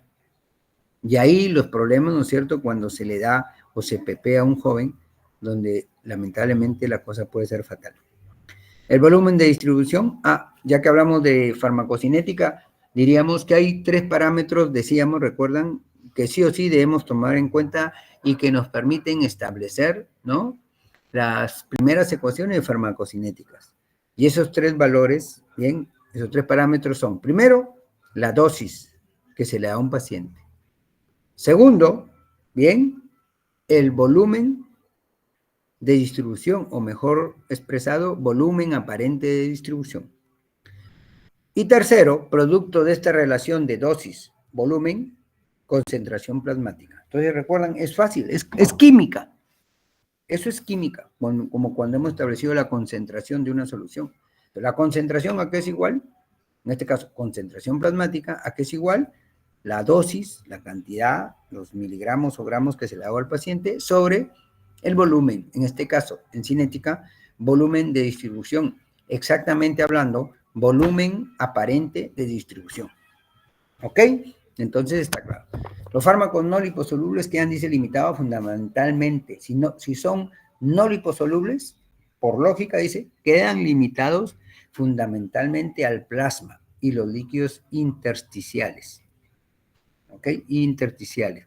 La mayoría de ellos no acceden al cerebro tras la administración de una dosis aguda, ¿no? Entonces, los fármacos liposolubles acceden a todos los compartimentos y pueden acumularse en el tejido adiposo. Ahí están, ¿no es cierto?, una parte de la cinética que normalmente no está comprendida dentro del acrónimo general del ADME, sino ahí, y bien les decía ese día a los jóvenes de la Escuela de Toxicología, ¿no es cierto?, los procesos de depósito, de acumulación, más aún de drogas liposolubles, que son los depresores del sistema nervioso central, ¿no? Benzodiazepinas, los anestésicos, etcétera, etcétera. En el caso de los fármacos se acumulan fuera del compartimento plasmático, por ejemplo, en el tejido adiposo o unidos a otros tejidos. el volumen de distribución puede superar el volumen corporal total. Si es 60% para un paciente de 70 kilos, ¿cuánto es su volumen corporal total? Rápido, ¿quién responde? Nadie, ni el delegado. Entonces, 70 kilos a un 60%, que debe ser el profesor Ramírez, tendríamos, mi volumen corporal total sería 6 por 7, 42, 42 litros. Pero el volumen aparente, como veremos en las tablas, de estos fármacos es en unos casos muchísimo mayor. Por eso es que la expresión correcta, les vuelvo a decir, es volumen aparente de distribución. Bueno, y aquí, ¿no es cierto? Que vemos, ¿ok? Y aquí dice unión y almacenamiento en tejidos, en ciertos compartimentos, grasa, proteínas, etc. Unión a proteínas séricas, la albúmina, esto tiene que ver con la distribución. Esto de acá, unión a y almacenamiento en tejidos, grasa, etc. Esto tiene que ver con depósito. La biotransformación, que hemos dicho que se inicia con el metabolismo de primer paso, se inicia en la cavidad gastrointestinal. Porcentualmente, en mayor porcentaje, a nivel hepático. ¿Ok? Y entonces ya está. Y como vemos acá, ¿sí? Los metabolitos, una vez que la droga sufre un metabolismo, la llamamos metabolito. Y se puede transformar, en muchos casos, en un metabolito inactivo, en otros casos, en un metabolito que mantenga la actividad. Por ejemplo, en los depresores, ¿no? Se produce un metabolito que prolonga, pues, el efecto, bien, como el caso del diazepam, donde el efecto puede durar, pues, más de 24 horas. ¿Ok? Entonces, eso.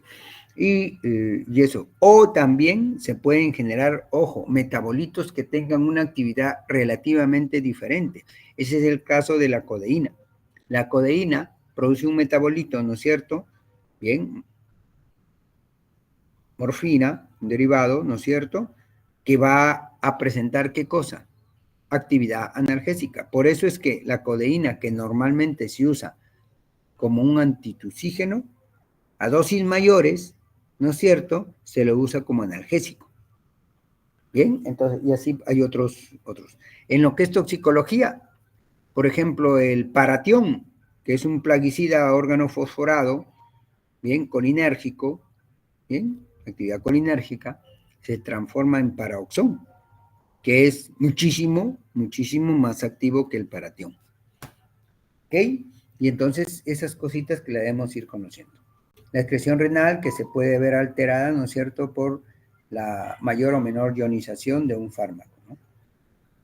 Bien, acá, dice, concentración de la droga en el lugar de acción, bien, y aquí hablamos del receptor, y finalmente la intensidad del efecto.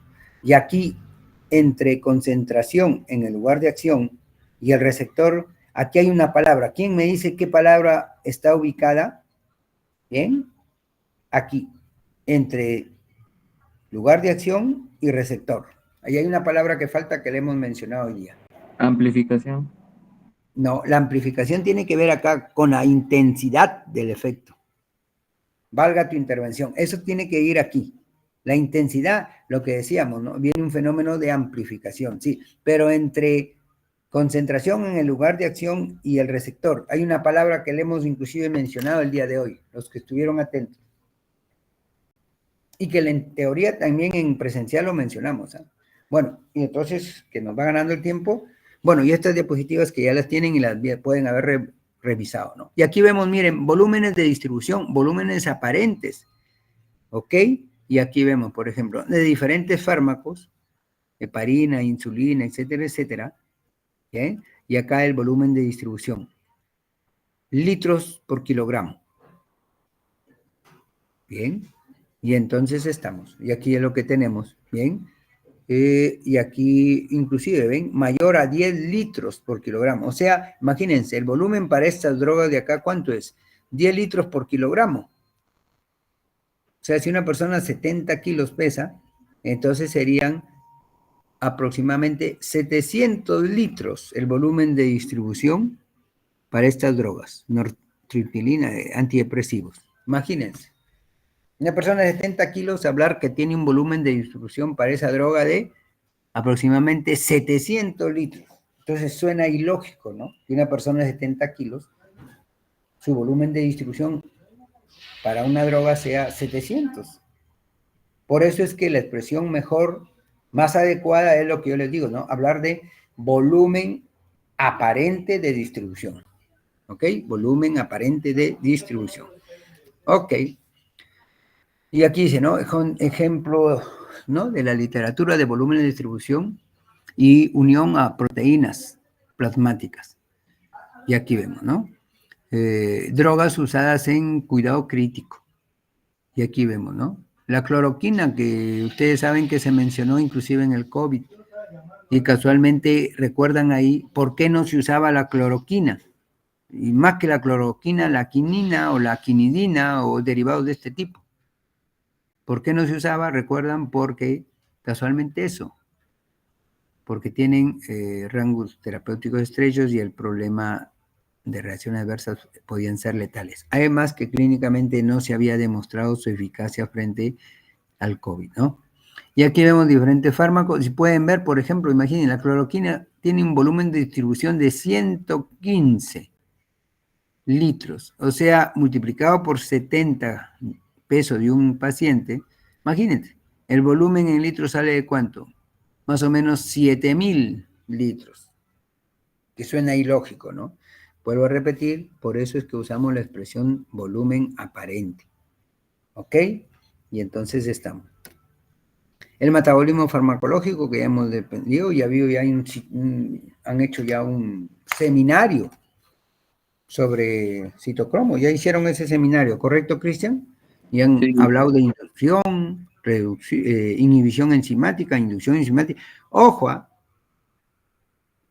que cuando hablamos en farmacología de inhibición enzimática, no, yo no he escuchado en esta oportunidad, no se ponga a hablar que las enzimas que inhiben a tal nutriente o tal, no, sino los procesos en los cuales se incrementa el metabolismo farmacológico por un proceso de inducción enzimática o se inhibe el metabolismo farmacológico por un proceso de inhibición enzimática. Y bueno, eso. Y hasta estas reacciones que ya las han visto ustedes, ¿no es cierto? Fármacos que experimentan eliminación de primer paso considerable, ya lo hemos mencionado hace un momento, ¿no es cierto? La tasa de extracción hepática, que viene a ser, ¿no es cierto? Que cuando pasa el fármaco, la circulación sistémica, ¿no es cierto? Cuando pasa en primer paso, en la primera vez por la circulación por el hígado, entonces que hay baja extracción, intermedia y alta extracción. Y eso quiere decir que estos fármacos son los de alta extracción metabolizados grandemente y por lo pronto su actividad se ve alterada. Por eso es que en los estudios, ya conociéndose esto, se establece cuál es la dosis adecuada para que se evidencie el efecto clínico, el efecto terapéutico esperado. Bien, y aquí dice influencia de las drogas y factores fisiológicos, ¿no? En el clearance, la depuración hepática. Las mayores determinantes de la depuración hepática son el flujo sanguíneo, la unión a proteínas y la susceptibilidad para enzimas metabólicas hepáticas. Bien, y aquí es importante este cuadro, seguro que lo han visto en su seminario, ¿ok? Los metabolitos de fase 1 y todos los metabolitos que puedan dar, y se van a dar esto de acá, que es bien la fase 2, procesos de glucuronidación, de unión a glutatión, en sulfatación, y etcétera. Y entonces tenemos acá, finalmente, ¿no? Un conjugado glucurónido que normalmente se elimina fácilmente por la orina. Porque ese es el objetivo, ¿no? Generar estos conjugados, hacerlos más hidrosolubles para facilitar, ¿qué cosa? Su excreción. ¿Ok? Bueno, entonces acá. Fármacos que actúan con... Esto lo han visto, así que no vamos a entrar mucho, ¿no? Los sustratos de los diferentes isoformas de la familia del citocromo P450, Y aquí, ¿no? Y entonces acá. Fármacos que producen metabolitos activos o tóxicos. Y entonces aquí tenemos, ¿no? Por ejemplo, la cortisona, que la transforma en hidrocortisona, prednisona en prednisolona. Y esto es importante, por ejemplo, y eso debemos tenerlo en cuenta. ¿Por qué? Bien, el enalapril produce un metabolito activo, el enalaprilato. Enalaprilato. Bien, y entonces estos vienen a hacer ¿qué cosa? Bien, profármacos. Y recién se transforman acá, ¿bien? En metabolitos activos, como ven acá arriba, profármacos. Recién acá. Y entonces, si es un problema, si es un paciente que tiene problemas hepáticos, de repente este proceso de activación no se da adecuadamente y por lo tanto puede haber falla terapéutica. Por eso es que es mejor usar no un profármaco, sino un fármaco como tal. Por ejemplo, en lugar de usar enalapril, yo prefiero usar captopril. ¿Ok? Estamos. Y entonces así. Y acá vemos, ¿no? Fármacos activos que pueden dar a metabolitos activos, como el diazepam, que da oxazepam, y el efecto pues se mantiene por 24 o 48 horas. La morfina, que da morfina 6-glucuronato. Bien. Aquí podríamos también mencionar codeína, que da un metabolito con otra actividad, ¿no? De antitussígeno a analgésico. Y aquí el paracetamol, su toxicidad, ¿no? Que puede dar lugar a esta benzoquinona, que es hepatotóxica, ¿no? Bueno, y aquí vemos, droga es desmetilada a un metabolito activo. El mefobarbital, la fenobarbital, la primidona a fenobarbital, bien, la prednisona a prednisolona. Bien, esto de aquí dice, depuración o acumulación de drogas relacionadas, ¿no? En relación a la vida media. Entonces ya sabemos, ¿no? Que una droga, ok, bien, en una vida media, 50% se disminuye el porcentaje de su concentración. En la segunda media ya hace 50%, ok, pasa a 75%, o sea, la droga de un 100% baja a 50%, a 25% y así, ok. Bueno, entonces, y aquí, como vemos, ¿no? Igual lo que estamos mencionando. Bueno, esto ya lo tienen. Lo que me interesa ahorita, esto ya lo deben haber estado leyendo, es ver esto de acá. Bien. Llegamos aquí, salimos de acá, cerramos esto y esto de aquí, que nos quedan unos cuantos minutos. Le he puesto una adenda, o sea, un adicional a esto de acá. ¿Se está viendo ahora lo que dice adendas, Cristian? Sí, doctor. Ya, Sí, entonces esto. Y entonces aquí tenemos, ¿no? Y aquí vemos, por ejemplo, dice, ¿no? Drogas altamente unidas. Bien. Y aquí tenemos, por ejemplo, la fenitoína. Bien. Droga que la desplaza. Acuérdense que los AINES, y inicialmente, ¿no es cierto? El ácido acetilsalicílico, bien. Entonces, ¿qué es lo que pasa? Desplaza, por ejemplo, estos son ejemplos, algunos pocos, a la fenitoína.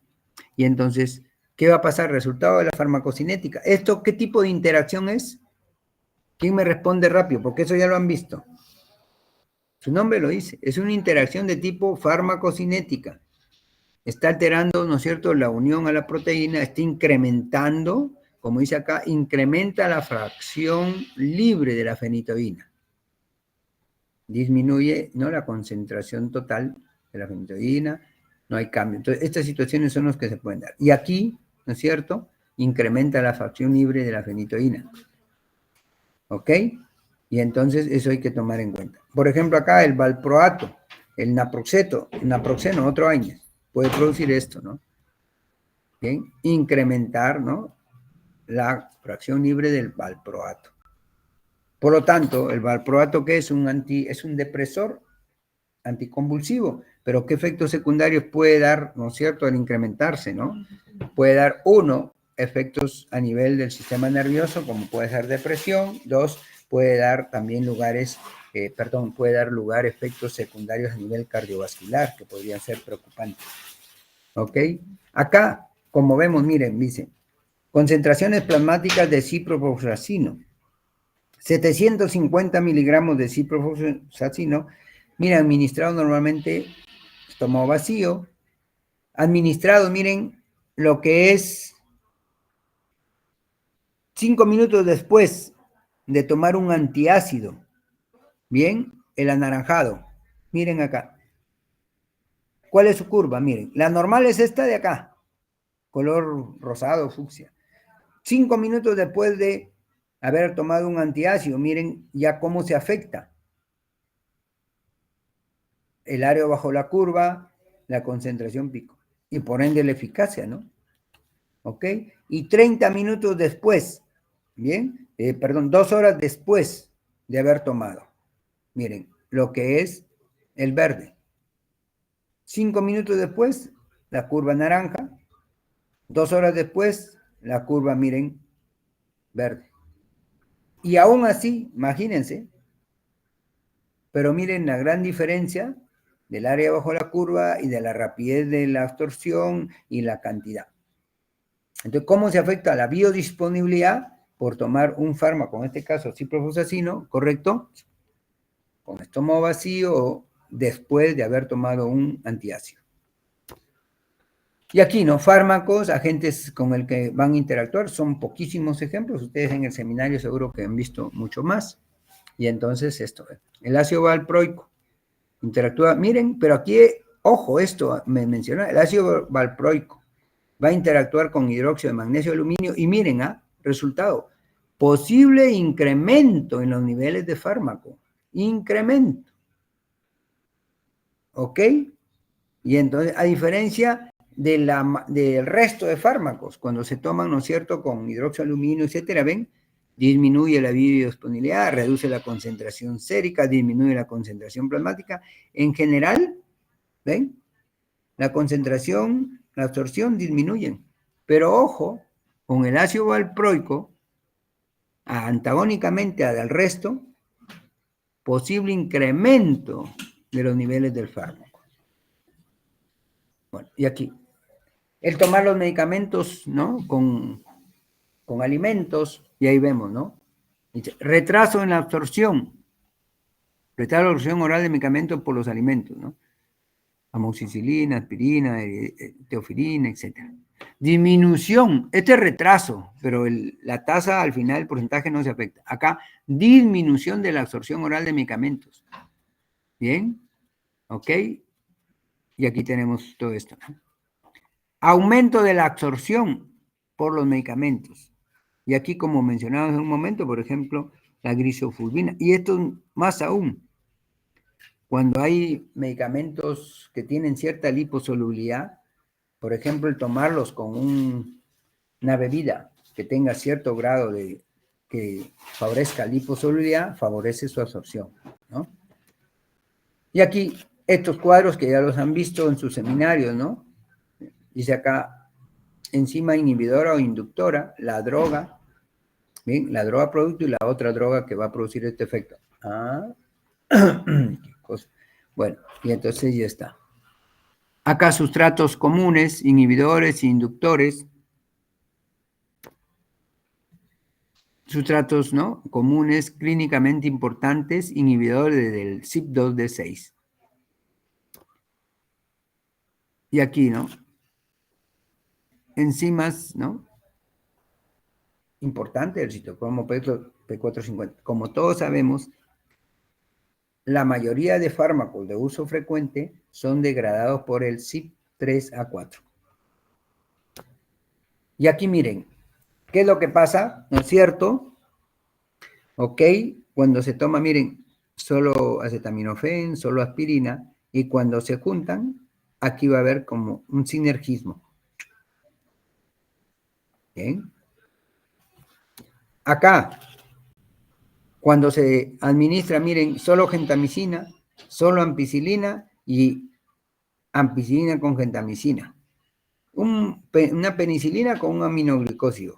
que es lo que normalmente en el área hospitalaria se hace, ¿no? Uno, por razones de que no hay un antibiograma y entonces no hay la seguridad de que la bacteria que esté generando el problema sea o una gran positiva o una gran negativa. Y entonces en ese caso se utilizan dos fármacos. Cuando yo le presenté una diapositiva ahí en presencial, les mencioné, ¿ok? Que por ejemplo, si una de cefalosporina de primera generación, que son principalmente activas sobre bacterias gram positivas, se usa mucho en el área hospitalaria. ¿Recuerdan la cefazolina? Bien, la cefazolina. Entonces, estamos más un aminoglicosio en esta gentamicina. Bien, ya vamos a terminar, jóvenes, en un par de minutos. Y entonces, sí, entonces, y aquí no. Monitoreo, el monitoreo terapéutico, ¿ve? Para la importancia del monitoreo, ¿no? Para establecer ciertos datos de concentración plasmática. ¿Y en qué situaciones es bueno, ¿no? Cuando existe una buena correlación entre la respuesta farmacológica y la concentración plasmática. Bien, cuando acá el 3, cuando la droga tiene un índice terapéutico estrecho, bien, puede dar concentraciones tóxicas. Ejemplo, ya hemos mencionado, ¿no? 1, digoxina. 2, la misma carbamazepina. 3, la warfarina u otras drogas, ¿no? Y acá, bueno, volúmenes de distribución aproximados de diferentes drogas. Este es una precisión más con respuesta a la diapositiva que vimos hace un rato, ¿no? Y por eso vuelvo a repetir lo de volumen aparente de distribución. Imaginen el volumen de distribución de la nortriptilina, 1.300 litros. La digoxina, 440. Bien, entonces eso hay que tomar en cuenta. Y esto también recuerden que los volúmenes de distribución van de la mano con la solubilidad, hidrosolubilidad o con la solubilidad en diferentes tejidos del cuerpo. Y aquí, como para ir terminando, ¿no es cierto? Un ejemplo, bien, y aquí ven, miren, un ejemplo sencillo, ¿ok? Ya en la práctica haremos más, ¿bien? Por ejemplo acá, volumen de distribución, sí sé, ¿no?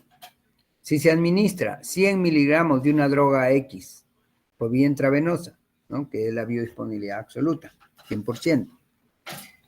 Dice, y la concentración plasmática se determina, se toma una muestra al paciente, correcto, y se toma una muestra y se determina su concentración plasmática 5 miligramos por litro, después de que se le da la dosis, ¿no es cierto? Inmediatamente.